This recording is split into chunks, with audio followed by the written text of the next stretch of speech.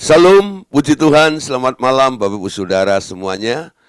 Saya lihat wajah-wajah yang bersuka cita. Dan saya lihat orang-orang yang setia dan lapar haus akan kebenaran firman Tuhan. Bapak Ibu Saudara, malam hari ini kita akan membahas satu tema, yaitu tentang garam dan terang. Ya, tentang garam dan terang. Saudara, tema ini mungkin sudah umum, ya, karena kalau kita bicara tentang garam, banyak sekali gereja-gereja atau kelompok-kelompok FA yang membahas tentang garam dan terang tersebut. Nah, Bapak Saudara, untuk mengetahui lebih dalam lagi tentang daripada apa ayat rencana Allah atau maksudnya menjadikan kita garam dan terang dunia ini. Ya, Tuhan bilang kita ini adalah garam dunia.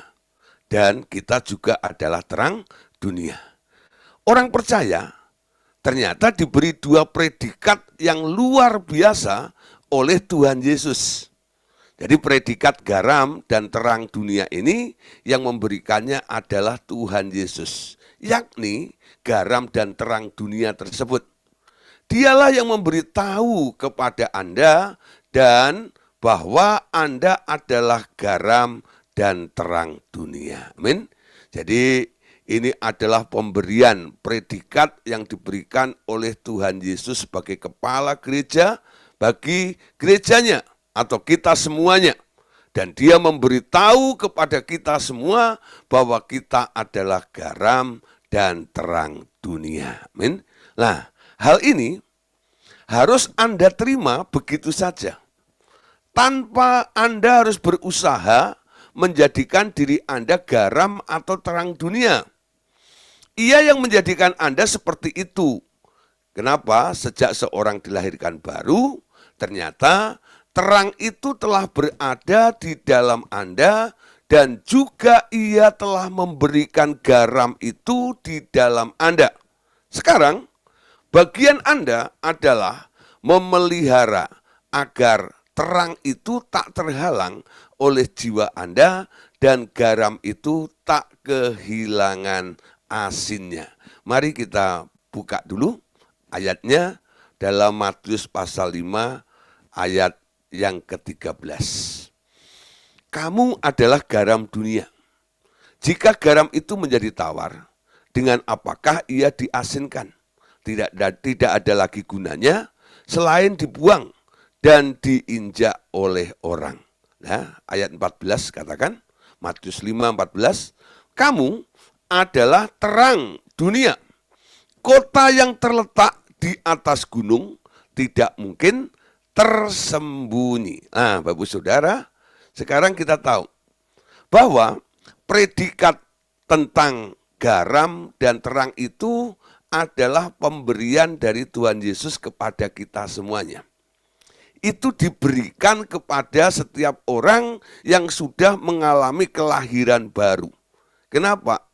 Karena orang yang lahir baru, mereka pindah daerah, pindah kerajaan. Mereka tidak lagi tinggal di daerah kegelapan, tapi mereka sekarang sudah ada di dalam terang itu.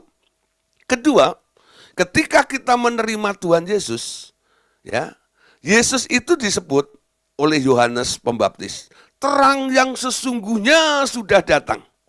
Terima Tuhan Yesus itu artinya terima terang. Amin.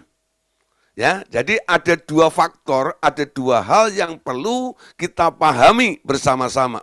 Kenapa Tuhan Yesus itu langsung memberikan predikat kepada Bapak Ibu Saudara sebagai garam dan terang, ya. Pertama, karena Anda sudah pindah dari daerah kegelapan kepada terangnya yang ajaib. Sehingga kita disebut anak-anak terang. Amin. Ya. Nah, kedua, karena Anda menerima Tuhan Yesus, Yesus itu adalah terang sesungguhnya. Terang yang sejati itu Yesus. Ya. Nah, dunia dengan sistemnya itu membangunnya di dalam sistem kegelapan. Disebut kerajaan kegelapan. Kerajaan yang dibangun oleh Tuhan Yesus itu disebut kerajaan terang. Kenapa? Yesus datang sebagai terang, dia membawa terang juga. Ya. Nah, Anda yang terima Tuhan Yesus, sekarang terima terang di dalam diri Anda ini. Jadi sadari ya, Anda telah tinggal di daerah terang, sekarang Anda sudah punya terangnya juga, yaitu Yesus yang ada di dalam hati Anda. Amin. Jadi jangan ada yang masih menyangsikan kalau Tuhan bilang kamu adalah garam, kamu adalah terang. Ya, garam itu diberikan oleh Allah untuk melengkapi setiap kita sehingga setiap orang yang percaya kepadanya sekarang memiliki rasa, memiliki nilai yang bisa menjadi berkat bagi lingkungannya. Itu fungsi garam, mempengaruhi atau mengubah rasa dari rasa hambar, rasa anyep menjadi sedap. Amin. Nah, saudara, jadi seharusnya ketika Anda mendengar istilah kamulah garam, kamulah terang, Anda tidak usah berusaha lagi untuk menjadikan diri Anda menjadi garam dan terang. Jangan pernah berdoa begini, Tuhan, padahal Anda sudah lahir baru, sudah tinggal di daerah terang, ya, sudah menerima Tuhan Yesus, sudah dilengkapi oleh Tuhan Yesus juga. Lalu Anda berdoa, Tuhan, ya, jadikanlah aku garam dan terang dunia. Itu salah, ya. Nah, pengertian yang salah akan membuat arah yang salah. Amin. Ketika Anda tidak mengetahui kebenarannya, Anda tidak mendapatkannya. Sekarang kita harus tahu kebenarannya dulu. Bahwa kita tak perlu minta Tuhan untuk menjadikan Anda sebagai garam dan terang. Dia sendiri yang beretikat. Dia sendiri yang mau. Dia sendiri yang menghendaki. Setiap orang yang percaya ini langsung dikatakan, ditunjuk oleh Tuhan Yesus. Kamu adalah garam dan terang dunia. Ketika Anda mendengar ya predikat yang diberikan oleh Tuhan Yesus kepada Anda langsung terima dengan iman. Anda katakan, say thank you ya sama Tuhan Yesus. Terima kasih Tuhan. Karena Engkau telah menjadikan aku garam dan terang dunia. Amin. Nah, jadi Bapak Ibu Saudara, malam hari ini yang mendengarkan pengajaran ini, pastikan Anda yakin, tidak ada bimbang, tidak ada ragu lagi bahwa Anda adalah garam dan terang. Amin. Coba katakan ya sendiri ya supaya telinga Anda mendengar sendiri apa yang menjadi pernyataan Anda. Aku adalah garam dan aku adalah terang dunia. Katakan coba ya. Sekali lagi ya, katakan aku adalah garam dunia dan aku juga terang dunia. Karena Tuhan Yesus yang memberikan predikat itu kepada saya. Ya, bisa? Sekali lagi coba ya, katakan ini. Aku adalah garam dunia, aku adalah terang dunia karena Tuhan Yesus telah memberikan predikat itu atau sebutan itu kepada saya. Jadi yang membuat Anda menjadi garam dan terang itu bukan usahamu. Karena dia mau. Ya, karena dia mau Anda bisa menjadi terang dan bisa menjadi garam. Ya. Nah, saudara, untuk apa dia memberikan predikat ini kepada Bapak Ibu Saudara? Sebenarnya ini adalah pendelegasian. Garam dan terang yang sesungguhnya itu adalah Yesus. Tapi masa kerja Yesus di dunia ini nggak panjang. Ketika Yesus ada di dunia, umurnya cuma 33,5 tahun. Masa kerjanya cuma 3,5 tahun. Setelah dia dibaptis oleh Yohanes, lalu mulai berkarya selama 3,5 tahun ini, lalu memuridkan beberapa orang, lalu murid-muridnya ini mendapat pendelegasian. Kamu adalah terang, kamu adalah garam. Yesus pernah berkata begini, selama aku ada di dunia ini, aku adalah terang, aku terangnya. Ya, nah, Kalau aku pergi, kamu yang jadi terang. Menggantikan posisiku, ya, menggantikan kehadiranku di dunia yang gelap ini. Supaya hidupmu boleh menerangi mereka dan mempengaruhi mereka semuanya. Itu tujuannya seperti itu. Ya, makanya dia getol sekali.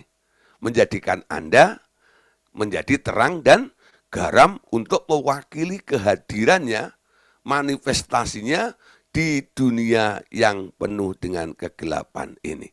Nah, Bapak Saudara, sekarang Anda ini terang sekelas apa? Tadi dikatakan Anda itu adalah terangnya dunia. Apa itu terang dunia? Nah, kalau secara pengetahuan, di sekolah dulu kita diajarkan. Terang dunia itu kan matahari, betul nggak ya? Nah, paling enggak sekarang orang mulai membayangkan siapa bisa mendekati matahari itu. Terangnya begitu luar biasa. Itu kalau tidak ditahan dengan lapisan ozon, segala macam ya, itu menyengat kulit itu sampai kebakar, betul enggak? Nah, itu luar biasa panasnya, ya, terangnya luar biasa. Enggak ada orang yang bisa mendekat kepada matahari itu. Planet-planet yang lain orang bisa ke sana, ya. Nah, tapi nggak ada orang yang berkeinginan atau berencana untuk piknik ke matahari. Nah, siapa yang pengen? Kalau diajak pun saya juga nggak mau. Kecuali matahari Deep Store beda lagi ya. Nah, itu lain lagi ya. Di situ banyak baju, di situ banyak sepatu, di situ banyak kaos. Nah, boleh lah. Nah, beli baju di sana buat ngejum. Nah, gitu ya. Nah, itu matahari Deep Store. Tapi kalau diajak ke matahari sana, gosong, saudara ya. Itu terang dunia. Saya ingat ketika saya waktu masih kecil, saya ini anaknya pendeta, ya, walaupun di kampung, ya, bapak saya buka gereja di kampung. Nah, terus waktu saya masih SD, kalau nggak salah ya, umur sekitar ya 7 tahun, TK atau SD saya lupa waktu itu. Saya waktu acara Natal gitu, Natal itu dihadiri dengan oleh orang-orang ya, mengundang kepala desa, mengundang RT, RW, mengundang tetangga-tetangga. Jadi itu umum seperti itu. Di samping jemaat-jemaat dan dari gereja-gereja lain pada saling sambang menyambang seperti itu ya. Nah, kira-kira sekitar 300-an orang gitu ya. Itu hadir gitu. Nah, terus anak-anak sekolah minggu disuruh bikin atraksi, misalnya ada yang main drama ya, ada yang menyanyi, nanti yang kaum muda menyanyi ya, nanti ibu-ibu paduan suara, kaum wanita, bapak-bapak kaum pria juga menyumbangkan lagu walaupun lagunya sumbang tuh ya. Gak apa-apa, yang penting untuk Tuhan katanya gitu. Nah, terus saya ditunjuk ya untuk membacakan deklamasi ya, puisi seperti itu ya. Tapi puisinya itu singkat saja ya. Ya, anak kecil TK gitu loh ya, nggak panjang-panjang ya. Itu cuman berapa kalimat saja. Jadi saya suruh menghafalkan ya. Bunyinya begini. Karena saya kecil ya, lalu nanti disuruh bawa lilin yang kecil. Ya, lalu bilang, akulah lilin yang kecil tapi dapat menerangi. Wow, wow, semua sorak-sorai itu. Wow, menyambut. Akulah lilin yang kecil, ya, tapi dapat menerangi. Ya, tapi setelah saya, ya, belajar firman, mulai berkhotbah dan mulai mengajarkan kebenaran-kebenaran ini, saya ketawa sendiri, saudara. Ya, ingat masa itu. Ya, kenapa dulu saya mau dijadikan lilin yang kecil? Tuhan punya keinginan bukan lilin yang kecil. Dia bilang kamulah terang dunia. Ya, lilin yang kecil masuk ke kamar kecil, ditiup angin kecil, mati. Enggak? Anda harus jadi lilin yang besar, terang yang besar, masuk kapasitas kamar yang besar, ditiup angin yang besar, itu ruangan kebakaran. Enggak? Nah, Harusnya begitu. Ya karena anak kecil dibilang lilin yang kecil. Ya walaupun Anda ya merasa diri Anda kecil, merasa diri Anda nggak layak, tapi jangan pernah mengecilkan kapasitas yang telah diberikan oleh Allah. Kapasitasmu adalah dunia. Kamu adalah garam dan terang dunia. Amin. Nah, wow, keren ya. Nah, ini mengangkat derajat Anda. Orang mau bilang apa terhadap Anda? Lu belum tahu. Gua ini terang. Amin. Satu hari saya mengunjungi, ya, ada diajak oleh seorang jemaat untuk mendoakan anaknya yang sakit di rumah sakit, tapi bukan rumah sakit umum, tapi rumah sakit jiwa, ya, RSJ, ya, rumah sakit jiwa. Ternyata anaknya stres. Lalu saya diajak ke sana, ke daerah Grogol situ. Nah, terus saya masuk ke situ. Ternyata saya datang kecepatan. Karena saya belum tahu alamatnya, saya buru-buru, saya kecepatan. Orang keluarga itu datang. Jadi saya ada di taman mereka gitu ya, sambil lihat-lihat ya, kegiatan orang-orang gila itu seperti apa sih gitu ya. Nah, ternyata sudah di situ ada yang aneh-aneh gitu ya. Salah satunya itu ya, ada dokternya ya, dokter atau terapisnya saya nggak ngerti, ya, pakai baju putih-putih gitu, itu menegur ya orang gila yang bawa pancingan ya, dia lempar pancingan itu ke rumput, ya, seolah-olah itu adalah kolam, ya. Nah, si dokter itu bilang begini, ya, dapat nggak ikannya? Seorang gilanya nengok, dok, ya. Dapat apa? Ini kan bukan kolam, itu kan rumput. Saya ketawa geli, sudah ya. Itu yang gila dokternya atau orangnya? Nah, lalu ada satu lagi, saudara, yang tahu ada yang manifest gitu ya. Dia naik, dia bawa meja, ditaruh di atas lapangan seperti itu ya, sambil dia naik ke atas meja itu, ya. Nah, bukan lapangan, aula, ya loh, di tengah aula gitu, dia naik ke atas aula itu. Ternyata orang gila ini Kristen, saudara, ya loh, ya. Dia tahu ayatnya adalah ini tadi tentang kamulah terang dunia ini. Dia naik ke atas meja, ya, lalu dia berteriak, ya. Dia tidak bilang kamulah terang dunia. Dia terima itu sebagai terang. Akulah terang dunia. Akulah terang dunia. Teriak-teriak seperti itu. Ya, membuat orang kan ini berisik sekali ya. Lalu beberapa orang coba mendekati. Ya, iya, aku tahu kamu terang dunia. Ya udah, kita tahu, ya sudah, nggak usah diberitahu lagi. Kamu adalah terang dunia. Sekarang gini ya, kamu kan terang dunia. Sekarang kamu turun, bilang gitu. Dia bilang nggak mau. Lah kenapa nggak mau? Kalau terang turun, nanti dunianya gelap. Wah, saya senyum, saudara. Ini benar-benar ya. Lah, saya kadang terus mikir begini.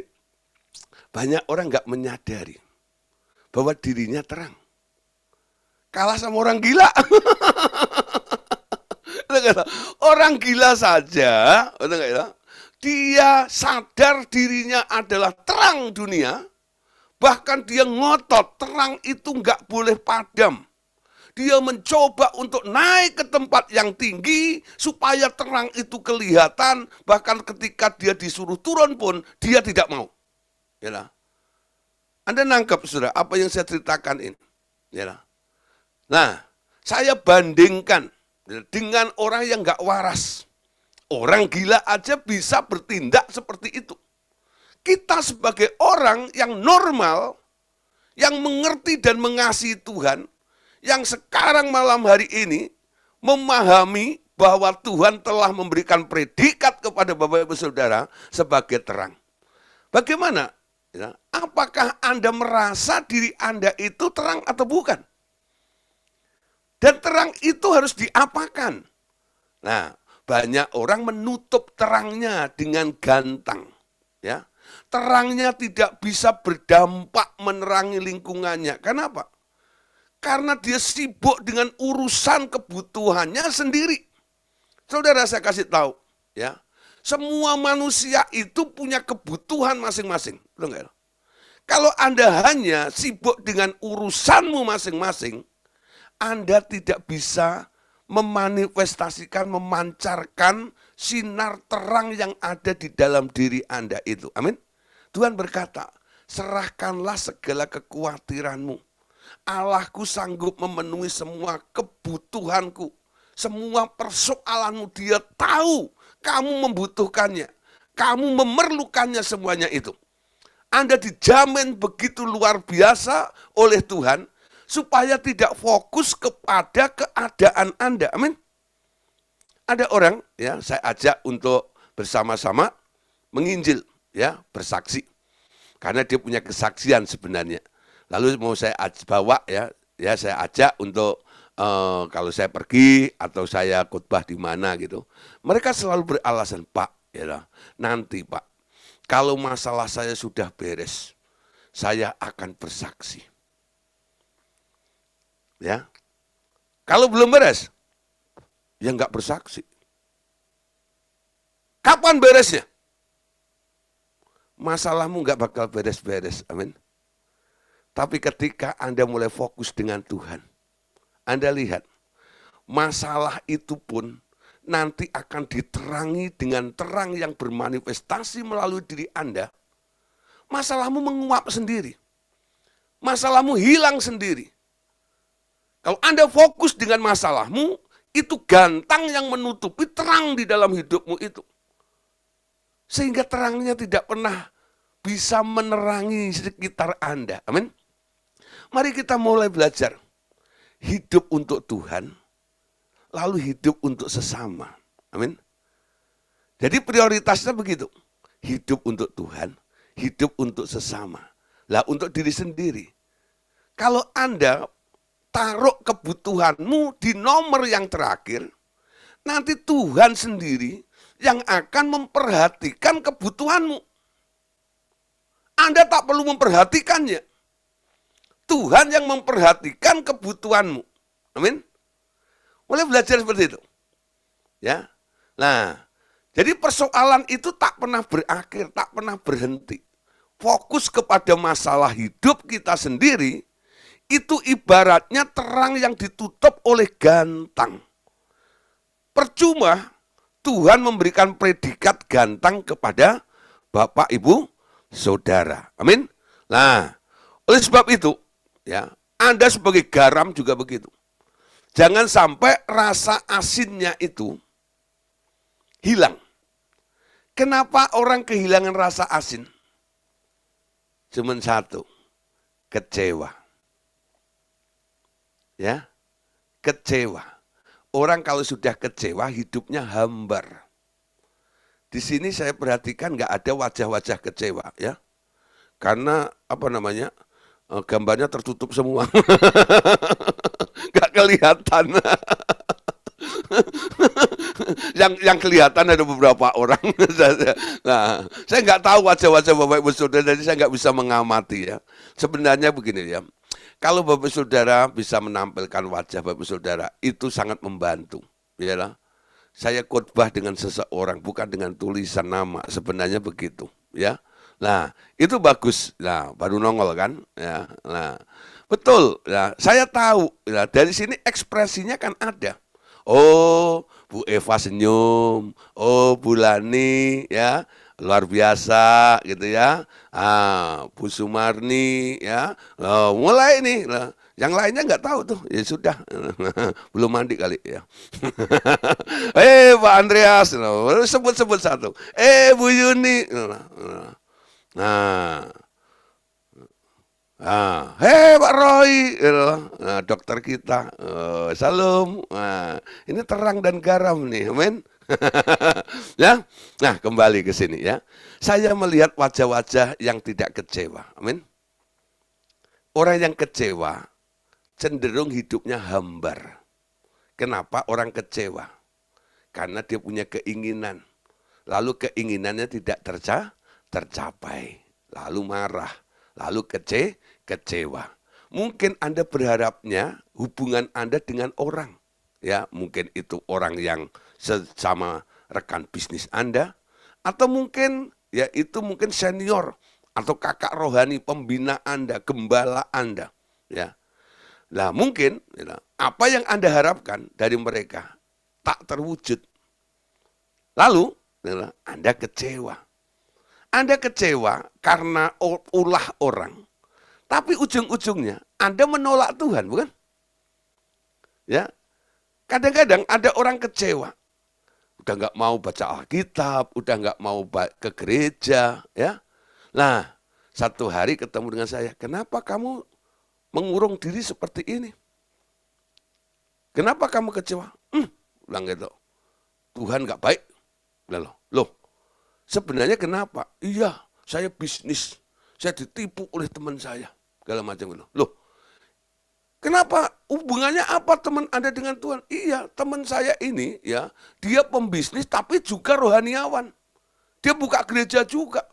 Dia bilang, apa-apaan tuh orang Kristen kayak begitu? Dia kecewa. Ya. Tapi apa urusannya Anda kecewa dengan orang, sekarang Anda ngambek dengan Tuhan? Lalu saya tanya, ya, salahnya Tuhan apa? Salahnya Tuhan apa? Saya tanya begitu. Emang Tuhan salah apa dengan kamu? Ya, dia diam. Gak berani jawab. Karena memang Tuhan tidak pernah bersalah. Amin. Nah, saudara, orang kecewa. Bukan hanya kecewa terhadap sesama, sampai kepada Tuhan juga. Lalu saya bilang kepada orang itu, kalau kamu memang berpikir Tuhan itu mengecewakan kamu, Tuhan salah, ampuni Tuhan, saya bilang. Tambah kaget dia. Lalu dia bilang, enggak. Masa saya mengampuni Tuhan? Loh, supaya kamu enggak kecewa, saya bilang. Ayo mulai, ya. Jangan pernah kecewa. Lalu saya ajak nyanyi, tak pernah kecewa mengikut Yesus, amin. Tak pernah kecewa, ku serahkan semua, amin. Wah, saudara, ya. Hidup tanpa kekecewaan. Nah, yang belum beli bukunya, beli buku itu. Hidup tanpa kekecewaan. Di situ Pak Andreas penulis buku ini, dia mengatakan, orang yang kecewa itu rugi besar. Ya, orang kecewa itu rugi besar. Nah, hubungannya dengan garam. Orang kecewa akan kehilangan rasa asinnya. Anda akan jadi tawar. Anda akan jadi hambar. Amin. Anda akan jadi hambar karena kecewa. Jangan pernah kecewa karena keadaan Anda. Setiap apa yang Anda lakukan, ya, Anda berhubungan satu dengan orang lain, pasti ada konsekuensinya. Amin. Nah, entah itu baik atau buruknya. Anda harus bisa terima. Tapi jangan libatkan Tuhan di situ. Bahwa Tuhan yang membuat Anda kecewa, tidak. Ya. Kecuali saudara, ya, kalau segala sesuatu Anda sudah mulai tanya sama Tuhan, saya percaya Anda akan dibawa kepada orang-orang yang tepat. Orang-orang yang tidak pernah mengecewakan Anda. Orang-orang yang tidak pernah mengelabui Anda. Orang-orang yang tidak pernah merugikan Anda. Orang-orang yang tidak pernah memanfaatkan Anda. Kenapa? Anda dipimpin oleh Tuhan. Ya, karena keputusanmu sendiri, Anda kejeblos sendiri. Amin. Nah, saudara, jaga terang itu jangan sampai tertutup gantang. Sehingga tidak memancarkan cahayanya. Yang kedua, garam itu jangan sampai kehilangan rasa asinnya. Amin. Nah, 2 Korintus pasal 4 ayat 6. Mari kita baca sama-sama. 2 Korintus 4 ayat 6. Sebab Allah yang telah berfirman, dari dalam gelap akan terbit terang. Ia juga yang membuat terangnya bercahaya di dalam hati kita, supaya kita beroleh terang dari pengetahuan tentang kemuliaan Allah yang nampak pada wajah Kristus. Ya, Paulus ini menasihatkan kepada jemaat di Korintus. Sebab Allah yang telah berfirman, dari gelap akan terbit terang. Amin. Nah, saudara, nggak peduli keadaan Anda. Ada beberapa orang yang dulu mungkin punya masa lalu yang gelap. Banyak hal, ya, hidup dalam kegelapan. Pernah punya sampai mungkin keluar masuk penjara dan sebagainya.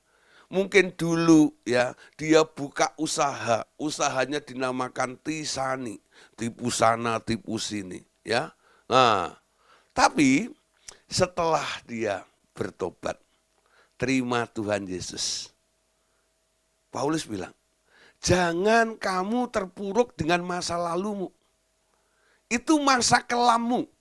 Itu masa-masa kamu hidup di dalam kegelapan. Sekarang dengar, sebab Allah yang telah berfirman, dari dalam gelap akan terbit terang. Amin. Keluar dari masa lalumu yang gelap. Ketika Anda terus mengingat masa lalumu yang gelap itu, nah di sini Anda tidak berani untuk menjadi saksi bagi orang lain. Sebab di dalam Yesus semua adalah ciptaan yang baru. Yang lama sudah berlalu. Ia juga yang akan membuat terangnya bercahaya di dalam kita, supaya kita beroleh terang dari pengetahuan tentang kemuliaan Allah. Hubungan kita dengan Tuhan, ya, itu membuat Anda akan semakin bersinar. Saya ingat Musa, ya. Musa itu sering face to face dengan Tuhan, betul nggak? Dia sering bertemu muka dengan Tuhan. Satu kali Musa itu 40 hari ada di Gunung Horeb atau Gunung Sinai itu bersama dengan Tuhan.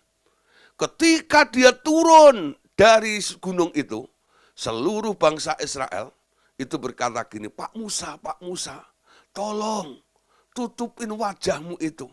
Kenapa? Silomen. Nah sekarang silomen itu kan untuk ngeledek orang botak. Silomen, kinclong. Bukan, Musa itu nggak botak. Tapi wajahnya itu mengeluarkan pancaran sinar yang luar biasa.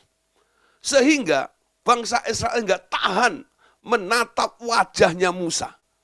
Bayangin saudara, ya, Musa aja yang hanya menyerap, mendapatkan berapa persen dari terangnya Allah itu, manusia biasa tak mampu untuk memandangnya. Bagaimana kalau kita melihat Allah yang adalah terang? Terangnya seberapa saudara? Ya, terangnya luar biasa ya. Nah, makanya zaman dulu ya dikatakan Allah itu api yang menghanguskan. Terang yang tak terhampiri. Terang sekali. Nah, Musa menatap Allah itu seperti bulan menatap matahari. Bulan itu tak punya sinar. Bulan itu tak punya cahaya. Yang punya cahaya matahari. Tapi bulan itu memantulkan cahaya atau sinar matahari yang diserap dia. Kalau bulan itu lupa menatap matahari, bulan itu tak bisa bersinar. Paham maksud saya? Ya. Nah, jadi bukan karena Anda sumber daripada terang, itu bukan. Ya. Kita beroleh terang dari pengetahuan tentang kemuliaan Allah yang nampak pada wajah Kristus. Hubungan Anda dengan Tuhan. Ada beberapa orang ya yang mulai mendeteksi. Saya melihat ya, ada orang-orang yang dekat dengan Tuhan, hidupnya dekat pada Tuhan. Usia boleh bertambah ya. Tapi wajahnya itu tidak kusut, tidak suram. Kinclong. Ya. Nah, kenapa bisa seperti itu? Karena dia selalu memandang Tuhan. Nah, sekarang coba nanti pulang, selesai Zoom meeting ini, Anda ngaca semuanya. Nah, kalau Anda kusem, Anda suram, begitu gitu. Nah, ini tandanya Anda kurang memandang Tuhan. Kurang memandang Tuhan. Amin. Nah, wajah Kristus itu harus nampak di dalam diri Anda. Amin. Itu namanya memancarkan terang, saudara. Ya. Nah, oke. Sekarang Efesus 1 ayat yang ke-18. Efesus 1 ayat 18. Dan supaya ia menjadikan mata hatimu terang, agar kamu mengerti pengharapan apakah yang terkandung dalam panggilannya. Betapa kayanya kemuliaan bagian yang ditentukannya bagi orang-orang kudus. Ya. Terang itu membuka pengertian.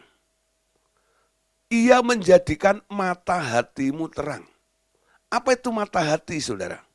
Ya, kita mengenal ada 3 macam mata ya. Ada mata roh, ada mata fisik, ada mata jiwa. Nah, mata jiwa itulah yang disebut mata hati. Mata hati itu adalah understanding atau pengertian. Orang Korea bilang ngeh. Nah, itu. Ya. Itu orang Korea. Orang Kroya bilang apa? Ngeh. Ya. Nah, tahu, pengertian. Dia dan supaya ia menjadikan mata hatimu terang. Kamu mengerti. Ya. Mengerti tentang apa? Agar kamu mengerti pengharapan apakah yang terkandung di dalam panggilannya.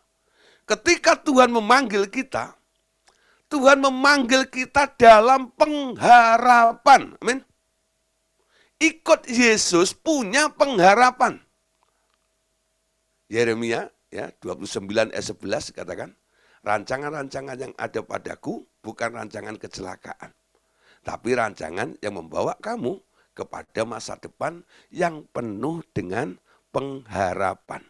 Itu namanya MDC, masa depan cerah yang diberikan oleh Tuhan kepada kita. Dia bawa kita kepada sebuah pengharapan. Ya, pengharapan itu adalah sauh yang kuat. Ya, nah, bukan madesu, masa depan suram, tapi masa depan yang cerah. Nah, sekarang kita harus mengerti, terang itu nanti akan menerangi mata hatimu. Supaya engkau boleh mengerti bahwa di dalam Tuhan itu ada pengharapan. Amin. Kalau Anda nangkep seperti ini, gak ada satu orang pun yang putus asa. Asa itu kan pengharapan. Loh enggak? Gak ada yang putus harap. Pengharapanmu. Yesus itu pengharapan di dalam kehidupan Anda. Dia memberikan pengharapan, ya, masa depan, rancangan yang indah di dalam kehidupan kita. Walaupun jalannya kadang-kadang tidak bisa kita mengerti. Amin. Sehingga ada lagu, yang dulu tak ku mengerti, sekarang kau buat mengerti. Nah, ketika masalah datang, sesuatu ya yang kelihatannya proses itu sedang terjadi dalam hidup Anda. Anda tidak melihat, betul enggak? Jawaban itu. Tapi di dalam Tuhan itu ada pengharapannya. Berharap sama Tuhan itu enggak rugi. Ya. Jadikan dia gunung batumu, ya, pengharapanmu seperti nyanyian yang dinyanyikan oleh Daud itu loh. Daud itu menjadikan Allahnya sebagai sumber di dalam kehidupannya. Sumber apa? Sumber pengharapannya. Ya, sumber pengharapannya. Dan orang yang berharap sama Tuhan tidak pernah dikecewakan. Benar? Ya. Karena apa? Sekarang kita tahu, dalam panggilannya itu sekarang ada pengharapan. Bentuknya apa? Di sini dikatakan, betapa kayanya kemuliaan bagian yang ditentukannya bagi orang-orang kudus.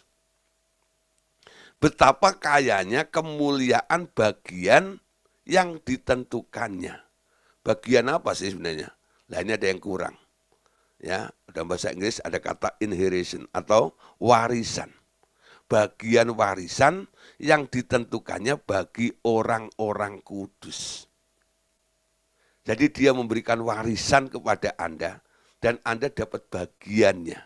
Bagian warisan. Ya, warisan yang ditentukannya. Kekayaannya luar biasa. Saudara, ya, saya tidak mengajar tentang teologi kemakmuran. Tapi Tuhan sebenarnya ingin Anda kaya. Katakan amin. Ya. Tuhan pengen Anda kaya. Dia tidak mau Anda pengen kaya. Dia larang Anda ingin kaya, tapi dia mau Anda jadi kaya. Ya. Tuhan pernah ingatkan kepada orang-orang yang menggebu-gebu pengen kaya.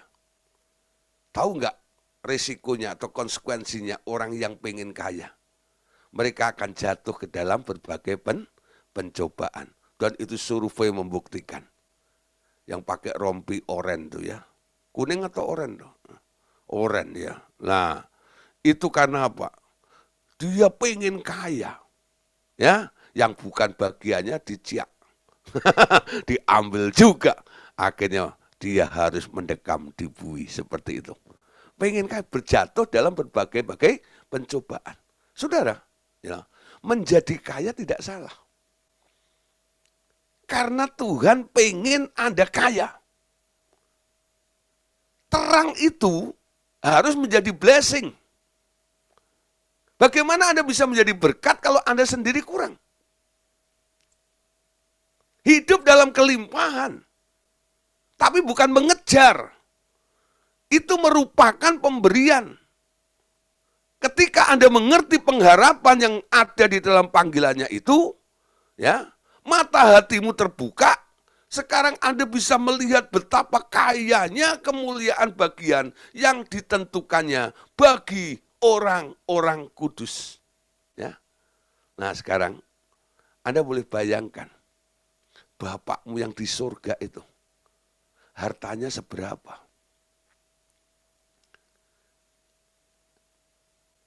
Anda dapat warisannya. Ya, Anda akan dapat warisannya. Diterangi dulu mata hatimu ini. Ya. Nah, supaya Anda nangkep rencana Allah yang penuh dengan pengharapan yang diberikan kepada kita. Kalau Anda baca ayat seterusnya, dalam ayat yang ke-19-nya, betapa hebat kuasanya. Benar nggak? Wah, kuasa luar biasa yang diberikan oleh Allah kepada kita semuanya. Oke? Nah, Bapak Saudara, yang pertama yang harus kita tangkap di sini. Status atau predikat yang diberikan oleh Tuhan Yesus kepada Anda ini harus Anda terima dengan iman.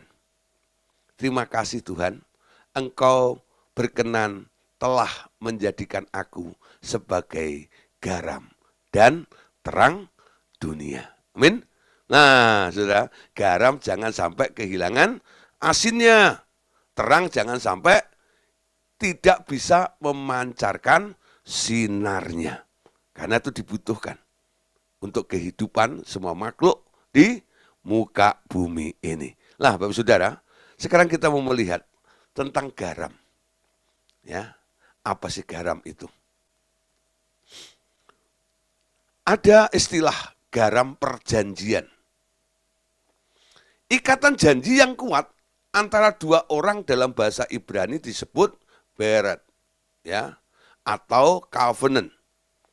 Antara Allah dan imam-imam Lewi turun-temurun. Ada perjanjian garam. Juga antara Allah dan keturunan Daud. Perjanjian garam telah diadakan. Garam berbicara tentang urapan atau anointing. Urapan garam di atas daging persembahan menjadikan daging itu awet, tidak mudah rusak. Urapan atas Daud menjadikan keluarga Daud turun-temurun sebagai pewaris kerajaan dalam peperangan antara orang Israel di bawah Yerobeam melawan orang Yehuda, di bawah Abia cucu Salomo. Abia itu menyebut-nyebut adanya perjanjian garam antara Allah dan Daud dengan Daud. Nah, sekarang kita lihat dulu hubungannya dengan imam. Buat apa garam itu? Fungsinya, ya. Imam harus melakukan pembubuhan garam. Imamat 2 ayat yang ke-13. Dan tiap-tiap persembahanmu yang berupa korban sajian, haruslah kau bubui garam. Janganlah kau lalaikan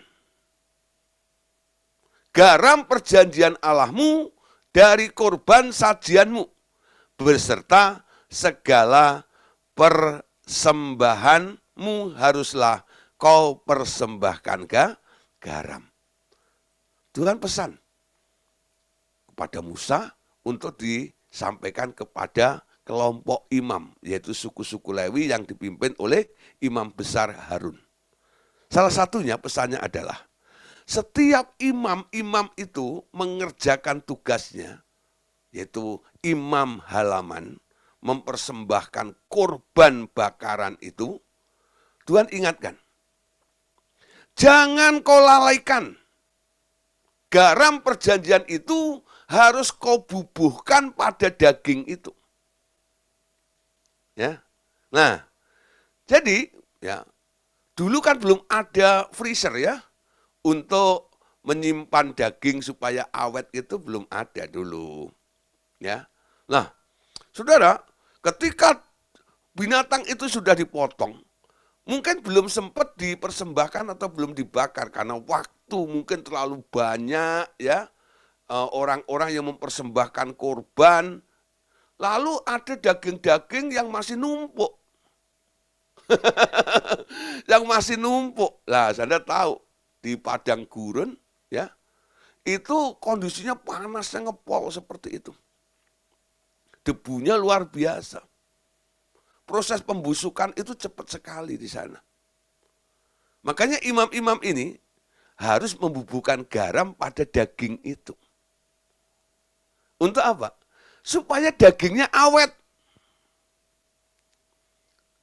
Daging itu kalau dibubuhin garam, ya garam, jadi awet. Garam itu menghentikan proses pembusukan. Ya. Garam itu menghentikan proses pembusukan sehingga jadi awet seperti itu. Nah, saudara, tadi ada gambarannya. Allah juga pernah bikin perjanjian dengan Daud, yaitu perjanjian garam. Insinya apa? Allah itu bangga banget dengan Daud. Karena Daud itu hatinya tulus, hatinya murni, ya, hatinya sempurna. Walaupun banyak kesalahannya, tapi dia mau diperbaiki, mau dikoreksi oleh Tuhan. Sampai akhirnya Tuhan bilang, aku telah menemukan Daud orang yang berkenan kepadaku. Kerajaannya turun-temurun akan tetap untuk selama-lamanya. Kekal. Nah, ada korelasinya ya, nyambung. Perjanjian garam dengan fungsi garam. Mengawetkan supaya daging itu ya bisa awet dalam waktu jangka yang panjang. Dan itu dilakukan oleh Allah kepada Daud itu. Nah, yang kedua, imam itu harus membubuhkan garam lagi ketika persembahan itu dibakar. Kenapa? Ya, kalau daging itu enggak dibubuhin garam, waktu dibakar, baunya itu apa ya? Baunya itu kayak daging kebakar loh ya, kayak anyir gitu loh ya, nggak enak gitu loh. Ya, tapi kalau dikasih garam gitu, nanti asapnya, baunya itu, aromanya itu jadi harum. Ya, nggak percaya. Ya, besok coba sendiri ya, beli daging, Anda bakar aja gitu. Nanti Anda cium baunya, gitu ya. Nah, nggak enak baunya. Tapi kalau Anda kasih bumbu gitu, Anda deket-deket tukang sate gitu ya. Nah, kadang-kadang saya beli sate gitu ya. Nah, ada orang kadang-kadang tidak tahan dengan asap gitu ya. Tapi asap sate itu enak loh. Gitu. Ya, walaupun Anda gitu ya. Tapi Anda menikmati juga ya. Harum nih. Ada orang yang lewat jalan gara-gara asap sate dia masih berhenti. Nggak beli sate tapi menghirup bau sate. Udah kenyang.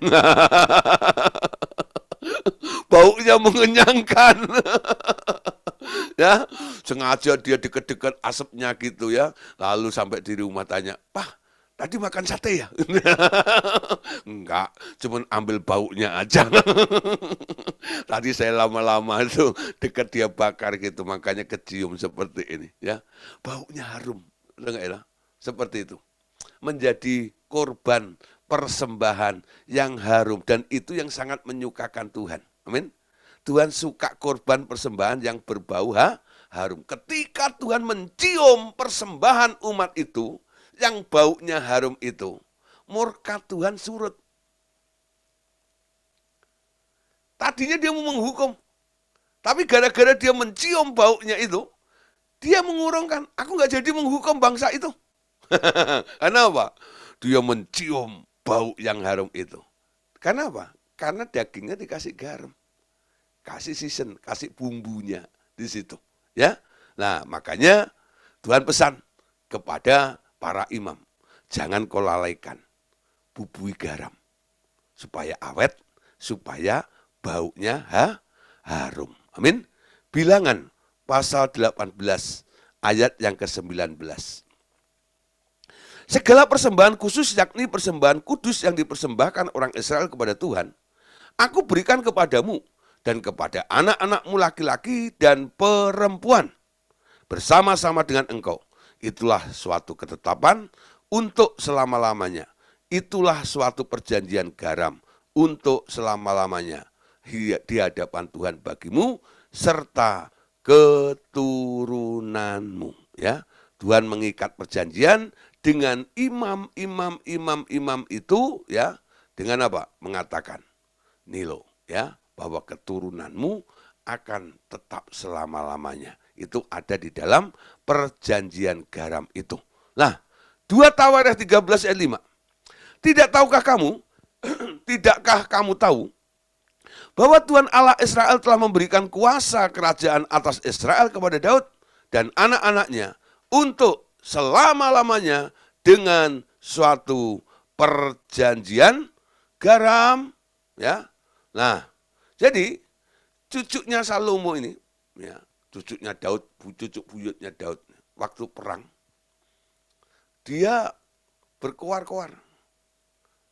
Dia mengingatkan Tuhan adanya ikatan perjanjian beret atau covenant ya tentang perjanjian garam itu. Telah diikat perjanjian garam ini. Kami tidak musnah karena kami keturunan Daud.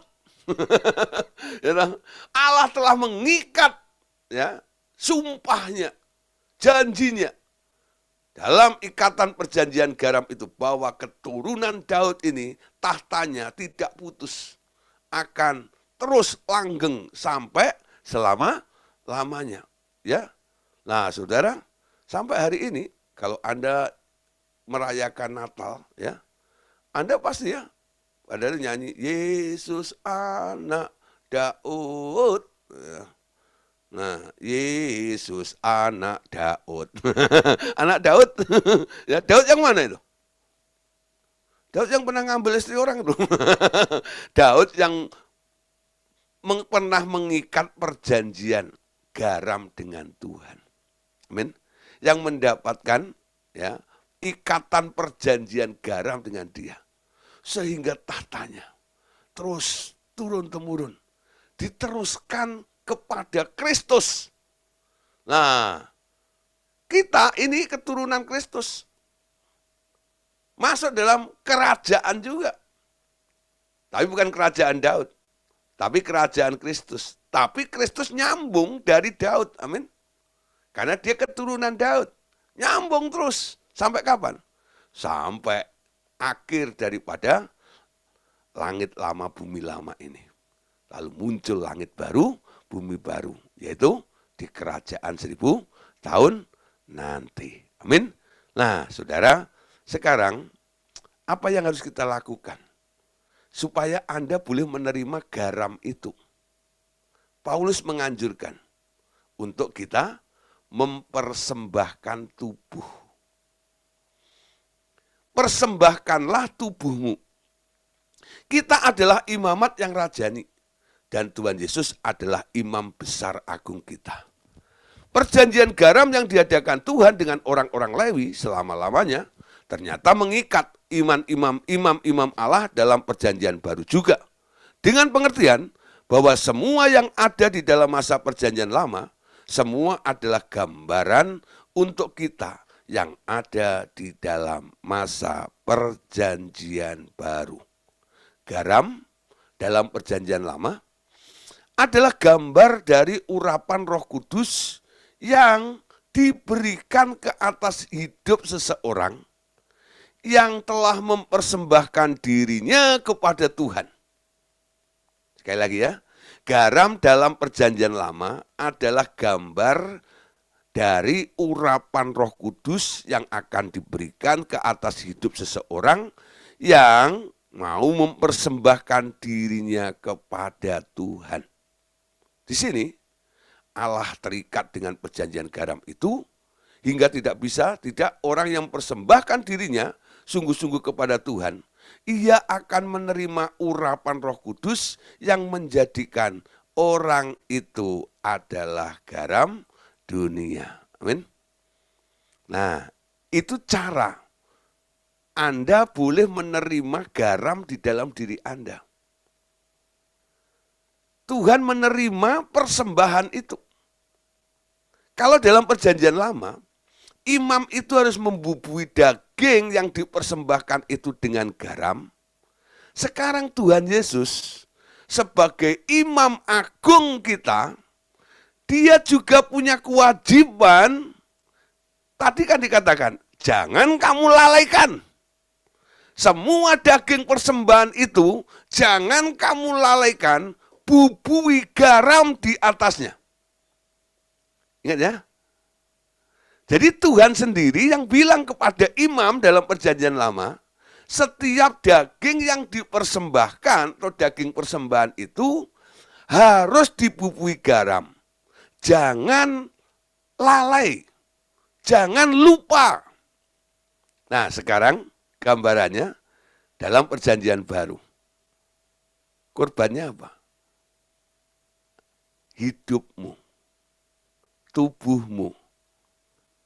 Bapa, ku persembahkan tubuhku sebagai persembahan yang hidup, kudus, dan yang berkenan padamu sebagai ibadah yang sejati. Amin.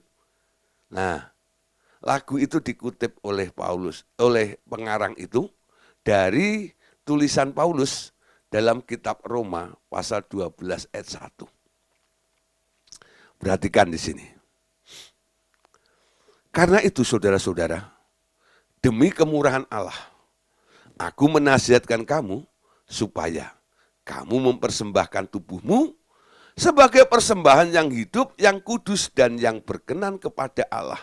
Itu adalah ibadahmu yang sejati. Ya, Paulus di sini tidak memaksa. Dia hanya menasihatkan. Dia berkata, demi kemurahan Allah aku menasihatkan kamu. Nasihatnya apa? Supaya kamu mempersembahkan tubuhmu sebagai persembahan yang hidup. Jadi perkara mempersembahkan tubuh, mempersembahkan hidup, ya, itu tidak ada paksaan. Tapi sebagai seorang leaders, sebagai pemimpin, sebagai pembina, sebagai pengajar, sebagai gembala, ya, sebagai hamba Tuhan, kami hanya menghimbau Bapak Ibu Saudara. Seperti apa yang dikatakan oleh Paulus. Demi kemurahan Allah, aku menasehatkan. Jadi bentuknya adalah nasihat. Nasihat itu boleh dilakukan, nasihat itu boleh tidak dikerjakan. Tergantung respon Anda. Ketika malam hari ini, kalau apa yang dikatakan Paulus ini sekarang kita kutip, dan menjadi nasihat bagi kita semuanya pada malam hari ini, apakah Anda mau merespon? Mau mengikuti ajakan Paulus itu atau tidak? Paulus bilang, demi kemurahan Allah, aku menasihatkan kamu supaya kamu mempersembahkan tubuhmu. Saudara, baptis itu seumur hidup sekali harusnya. Ya. Tapi mempersembahkan tubuh, mempersembahkan hidup, itu boleh Anda lakukan every day. Setiap hari. Ketika matamu terbuka, hari baru datang. Anda mulai katakan, Bapak, aku persembahkan tubuhku hari ini untuk kemuliaan nama-Mu. Kalau perlu Anda sebut jenis-jenis organ tubuh Anda itu. Ya. Kepala, pundak, lutut, kaki, lutut. Daun telinga, mata, hidung, dan pipi. Jadi kalau lupa itu nyanyi lagu itu. Kepala, pundak, lutut, kaki, lutut, kaki, lutut, kaki, lutut, kaki, lutut, kaki, lutut, kaki. Ya lututnya kaki. Ya bisa lutut di tangan nggak ada. Itu sikut namanya. Nah, lain. Ya. Nah, coba mulai. Bapak, aku persembahkan mataku. Pakai tuh untuk melihat. Sehingga apa yang aku pandang, aku lihat adalah apa yang ingin engkau lihat. Enggak? Bapak, aku serahkan, aku persembahkan telingaku. Sehingga apa yang aku dengar sepanjang hari ini, sesuai dengan apa yang ingin engkau dengar. Bapak, aku persembahkan tanganku ini. Sehingga tangan ini boleh melakukan apa yang seperti engkau ingin kerjakan, lakukan. Bapak, aku persembahkan kakiku ini. Supaya kaki ini boleh melangkah. Sesuai dengan keinginanmu, engkau mau kemana. Ya. Nah, coba mulai praktekkan. Nanti hidupmu akan tertata. Tuhan akan intervensi dalam hidup Anda. Anda kadang-kadang nyanyi, tiap langkahku diatur oleh Tuhan. Dan jalan-jalannya. Ngomongnya diatur oleh Tuhan. Tuhan itu nggak pernah maksa Anda. Dia hargai free will Anda. Itu tangan-tanganmu, itu mata-matamu, itu hidung-hidungmu, itu telinga-telingamu, itu mulut-mulutmu. Tapi ketika Anda persembahkan kepada Tuhan, yang awalnya itu matamu, sekarang jadi matanya Tuhan. Yang awalnya ini tanganmu, sekarang jadi tangannya Tuhan. Amin. Nah, kalau lagu sekolah begitu, tanganku kerja buat Tuhan, mulutku memuji namanya. Itu lagu sekolah minggu ya. Dia nggak bisa dikotbahin seperti ini anak-anak ya. Tapi diarahkan seirama dengan Tuhan saja. Tapi orang dewasa tidak sekedar dinyanyiin seperti itu. Harus dinasehati. Terima nasihat apa yang ditulis oleh Paulus dalam Roma pasal 12 ayat 1 ini. Demi kemurahan Allah, aku menasihatkan kamu agar kamu persembahkan tubuhmu. Nah, ketika Anda mulai mempersembahkan tubuhmu, Imam Agung nanti dia akan melakukan tugasnya yang tak boleh dilalaikan, yang tak boleh dilupakan. Apa itu? membubui garam ke dalam hidupmu. Itu cara untuk mendapatkan anointing. Cara mendapatkan pengurapan itu seperti itu. Yang benar itu seperti ini. Bukan karena ada bahasa roh lama banget gitu ya. Lalu greng. Wow, urapan macam itu. Ya. Nah, itu agak maksa itu. Sebenarnya dari dulu mekanismenya seperti ini. Urapan itu diberikan kepada orang yang rela mempersembahkan tubuhnya kepada dia. Amin. Nah, hidupmu telah diselaraskan, hidupmu telah dikendalikan, sehingga urapannya itu nanti akan dipakai untuk hal-hal yang benar sesuai dengan maunya Tuhan. Tapi kalau Anda ambil urapan dengan doa puasa, dengan banyak berbahasa roh, ya, masuk hadirat, yang gitu-gitu loh. Itu yang kita lakukan dulu sih. Nanti kalau Anda sudah mendapatkan urapannya, untuk apa? Urapan untuk bisnis. Ada orang, Pak, tolong Pak doain. Supaya saya diurapi. Lalu dapat urapan apa? Untuk dagang. Urapan untuk dagang. Urapan itu urapan kudus. Amin. Harus dipersembahkan untuk kemuliaan Allah. Hasilnya Allah yang menikmati. Bukan untuk dagang. Beda, saudara, ya, antara karunia dengan pengurapan. Urapan itu urapan kudus.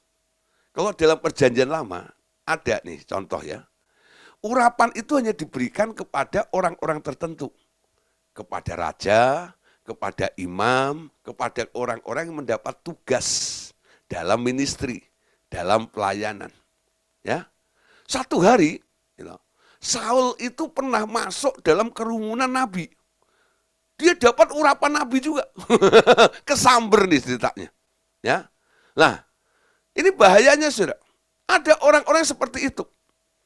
Hanya mau dapat transferan dari orang-orang yang punya urapan. Ketika dia mendapatkan urapannya itu, nanti urapan dipakai untuk apa? Untuk mensukseskan keinginan-keinginan daging mereka. Banyak orang pengen diurapi, tujuannya untuk apa? Nah, supaya dagangnya lancar. Lalu bawa minyaknya didoain. Ya, doain jadi minyak urapan. Semua dagangannya diolesin. Lalu ditanya sama beli, kok, ini dagangan kok sekarang semuanya kena minyak itu kenapa? Gitu lah. Dia nggak tahu, supaya laku. Supaya laku, ya. Itu nggak beda dengan dukun-dukun suhu-suhu, ya. Supaya laku, kadang-kadang nanti taruh ya dekat kasir itu boneka kayak Doraemon yang gini. Gitu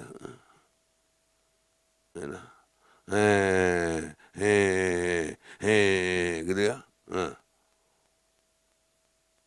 Gantung di pintu, kantong merah. Harusnya kantong kolektor, bukan kantong merah, di atas pintu, ya. Kalau enggak pakwa, ya, tolak bala, macam-macam, ya. Nah, itu tradisi-tradisi yang diadopsi lalu dirohanikan seperti itu, ya. Beda, saudara. Ada roh keberhasilan yang diberikan oleh Allah kepada Anda, sehingga Anda menjadi orang berhasil. Tapi bukan masalah urapan, itu bukan. Urapan itu disebut urapan kudus. Garam bicara tentang anointing. Ya. Nah, ini koreksinya ya. Nah, ketika kita masuk dalam masa-masa koreksi ini, dalam perkara urapan, ada orang bilang gini, RTM ini sudah nggak kayak dulu. Yang suka obral urapan. Yang sini, tak urapi. Nah, setiap akhir khotbah nanti lagunya pasti ini. Urapilah kami dengan minyak baru. Ayo ya maju maju maju maju maju maju maju ya. Ditiam. Cek cek cek cek. Terima, terima. Nah, tapi yang diurapi itu bukan orang-orang yang sudah mempersembahkan diri kepada Tuhan. Orang yang masih hidup untuk dagingnya. Mengejar kepuasan dunia ini. Mengejar keberhasilan dunia ini. Lalu diurapi. Gak pantas. Imam Agung akan mengurapi daging-daging yang dipersembahkan. Amin. Tubuh yang tidak dipersembahkan tak layak untuk menerima pengurapan. Jadi kami bukan irit urapan atau tidak ada urapan hari ini. Kami masih ada urapan. Tapi kami tidak sembarang memberikan urapan kepada semua orang. Hanya orang-orang yang hidup mau melayani Tuhan, mereka yang boleh menerima urapan itu. Karena urapan itu harus dipertanggungjawabkan. Amin. Kalau enggak diobral seperti itu. Anda lihat ya, ada gereja-gereja yang obral urapan seperti itu. Minyak urapan sampai numpuk. Betul enggak? Kalau dikumpulin katanya, bisa buat goreng kerupuk katanya. Lah kerupuknya penuh dengan urapan katanya. Ada aja. Betul enggak? Nah, orang menerima, orang mengambil dengan nafsu seperti itu. Ingat, masa anugerah. Kalau mereka tidak disiplin, bisa mengalami seperti waktu bangsa Israel. Ketika mereka minta daging, dikasih puyuh, burung puyuh itu ya, banyak-banyak. Mereka makan rakusnya luar biasa. Tuhan membunuh mereka. Ketika mereka lagi makan, daging itu masih ada di mulutnya, orangnya mati. Nah, kenapa? Sesuatu yang kudus diambil dengan cara yang rakus. Diterima dengan cara yang enggak benar. Ini bahayanya di situ. Amin. Tangkap baik-baik. Hari ini RTM masih ada urapan? Ada. Tapi enggak semua orang harus diurapi. Hanya orang-orang yang siap untuk melayani Tuhan. Dalam arti kata, mempersembahkan hidupnya untuk Tuhan, baru boleh terima pengurapan. Berapa tahun ini kita melakukan pemeretelan daging, amin.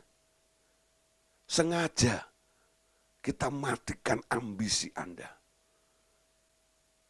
Kita buang keinginan-keinginan Anda, amin.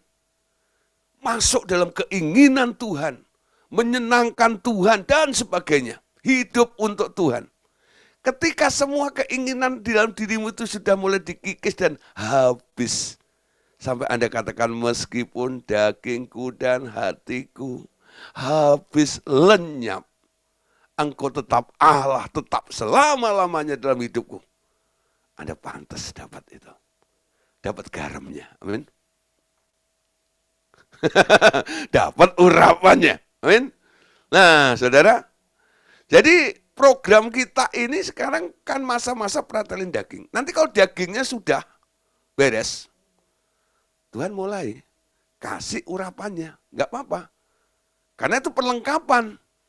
Supaya ada rasa asinnya. Amin. Omonganmu itu hanya bukan omongan tok. Karena kerajaan Allah bukan sekedar perkataan, tapi adalah kuasa. Amin. Bagaimana omonganmu punya power? Bagaimana omonganmu itu bisa menyembuhkan orang sakit? Bagaimana omonganmu bisa membangkitkan orang mati? Karena ada urapannya. Ya. Nah, sekarang kita lihat di sini. Jadi memang didisiplin dulu. Sampai habis dagingnya, baru dipercayakan urapan itu. Ya. Saudara, sebenarnya ya sayang ya Pak Andreas hanya menulis sampai buku 13. Sebenarnya saya tahu buku 14 itu mau kemana. Karena pernah dicoba, kalau nggak salah waktu itu di Citra, ya. Itu kan seminar di Jakarta itu ada 2, ya, di Bulungan sama di Citra. Lah, Pak Andres mulai nih, mau melepaskan. Oh, terakhir sorry di Honda, ya, Honda di Honda, ya, itu yang ada manifest, ingat ya, yang sampai ketawa semua mulai gitu, tahu ya. Nah, itu sebenarnya larinya ke situ. Karena proses yang dilakukan selama hampir berapa tahun itu, 5-6 tahun itu, mempretelin daging itu sudah dilakukan.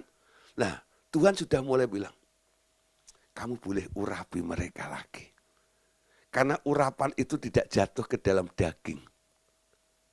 Ya, karena sekarang Yesus yang ada di dalam dirinya, urapan itu nanti yang manifestasinya Yesus lagi dalam dirinya itu. Ya. Nah, cepat habiskan dagingmu. Persembahkan diri kepada Tuhan, sehingga matamu menjadi matanya Tuhan, hidungmu menjadi hidungnya Tuhan, mulutmu jadi mulutnya Tuhan, kakimu jadi kakinya Tuhan. Baru ada urapan terjadi dalam hidup Anda. Amin. Nah, saudara, besok kita akan lanjut, ya. Besok kita mau bicara tentang seasoning, ya. Nah, tentang urapannya itu sendiri, ya, tentang seasoning. Oke, jangan lupa, ya, ajak teman-teman yang lain, karena ini ada sedikit koreksi. Ya, mereka yang masih gila urapan dan masih salah menggunakan urapan, ajak supaya belajar, supaya menggunakan urapan yang kudus itu dengan benar dan tepat. Amin. Oke, makasih untuk kesempatan malam hari ini. Tuhan Yesus memberkati kita semuanya. Amin.